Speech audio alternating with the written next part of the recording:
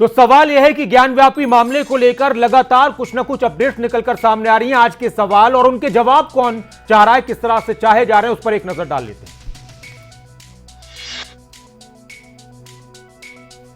सवाल यह है कि क्या निचली अदालत ज्ञानव्यापी मसले का समाधान कर पाएगी। सुप्रीम कोर्ट ने कहा है कि वाराणसी कोर्ट ही इस मामले को देखेगी। सुप्रीम कोर्ट के फैसले से दोनों पक्ष संतुष्ट हैं। क्या ज्ञानव्यापी मसला और धार्मिक स्थलों को प्रभावित करेगा? कब तक ज्ञानव्यापी का असल सच सामने आ पाएगा? क्या सर्वे की रिपोर्ट इस मसले को सुलझाने में मदद करेगी? ये कुछ सवाल हैं। और आज जिस तरह से सुप्रीम कोर्ट में सुनवाई हुई, सुप्रीम कोर्ट ने कहा कि अब ये मामला, ये केस वाराणसी की अदालत ही देखेगी।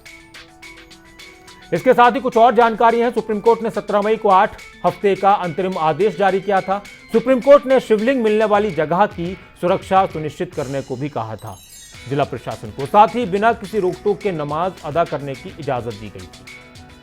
अब आपको इस पर एक रिपोर्ट दिखाते हैं और रिपोर्ट की अगर बात की जाए तो जो निकलकर बातें सामने आई उसमें तमाम चीजों का जिक्र होगा। ज्ञानव्यापी मसले पर सुप्रीम कोर्ट ने सुनवाई करते हुए इसे वाराणसी जिला कोर्ट को भेज दिया है। अब इस मुकदमे से जुड़े सभी मामले जिला जज ही देखेंगे। 8 हफ्ते तक सुप्रीम कोर्ट का अंतरिम आदेश लागू रहेगा।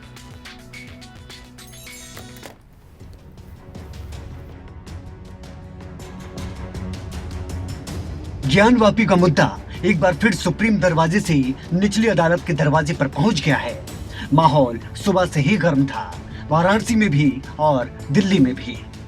सुप्रीम कोर्ट ने ज्ञानव्यापी केस में लंबी सुनवाई के बाद इसे वाराणसी कोर्ट को ट्रांसफर कर दिया।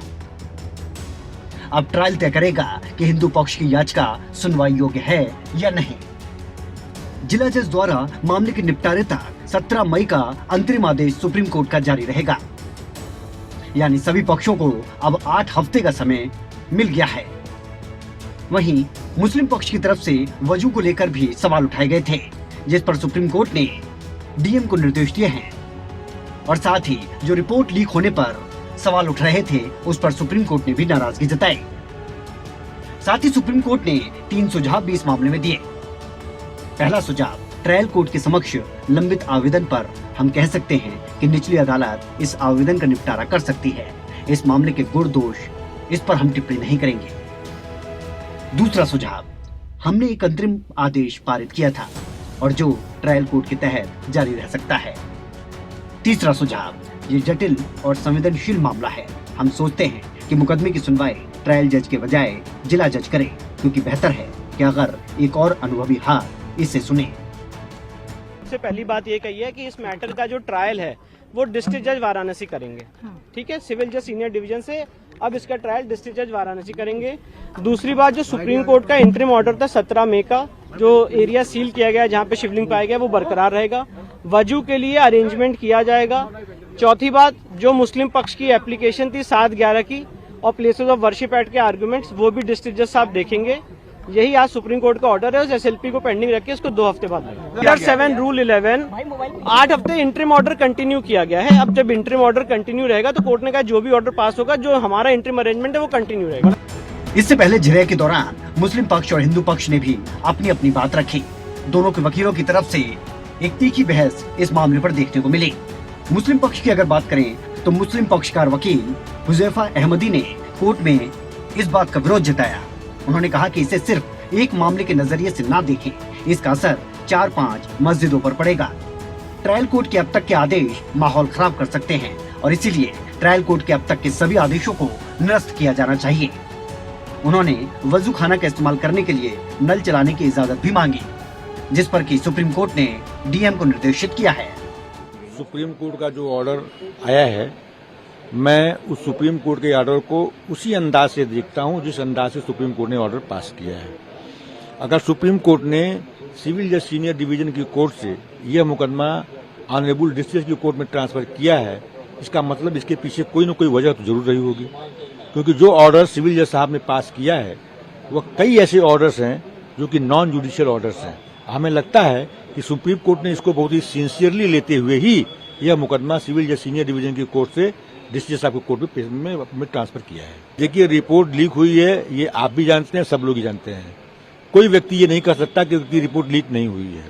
और रिपोर्ट अगर लीक हुई है तो चाहे before filing of the report या after filing of the report, अगर ये रिपोर्ट लीक हुई है तो ये सीधे सीधे आप समझ लीजिए कि कहीं न कहीं से इसके पीछे किसी न किसी का हाथ जरूर होगा।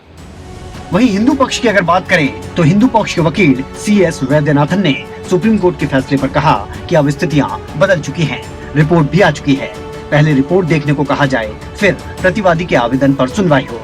सुप्रीम कोर्ट इसका निर्देश न दे कि पहले प्रतिवादी के मामले पर सुनवाई हो, क्योंकि इससे पहले सुप्रीम कोर्ट ने प्रतिवादी के मामले पर सुनवाई के लिए पहले कहा था।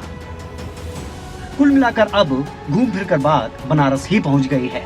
भले ही चाहे वो हिंदू पक्ष हो या मुस्लिम पक्ष चाहते थे कि मामले का निपटारा सुप्रीम कोर्ट ही कर दे, क्योंकि एक फैसले के बाद दोबारा नानकुर की कोई गुंजाइश ही नहीं रहेगी। सुप्रीम कोर्ट ने सभी पक्षों को समय दे दिया है और निचली अदालत पर भरोसा भी जताया है कि वो इसका निपटारा कर सकते हैं। देखना यह होगा कि आगे इस मामले पर ट्रायल के दौरान क्या कुछ रहता है। विनय चौधरी, न्यूज डेस्क, खबरें अभी तक।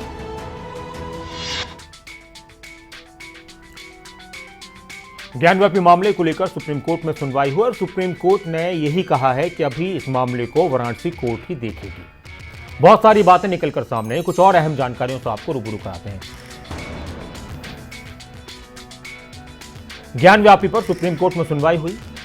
सुप्रीम कोर्ट ने मामले को, इस केस को निचली अदालत को ही ट्रांसफर किया है कि अब निचली अदालत ही इस मुकदमे को देखेगी। मुकदमे से जुड़े सभी मामले जिला जज ही देखेंगे। 8 हफ्ते तक सुप्रीम कोर्ट का अंतरिम आदेश लागू रहेगा। 8 हफ्ते तक अंतरिम आदेश लागू रहेगा। निचली अदालत प्रतिवादी के आवेदन का निपटारा करे, सुप्रीम कोर्ट ने यह भी आदेश दिया। सुप्रीम कोर्ट ने इस मामले पर 3 सुझाव दिए हैं।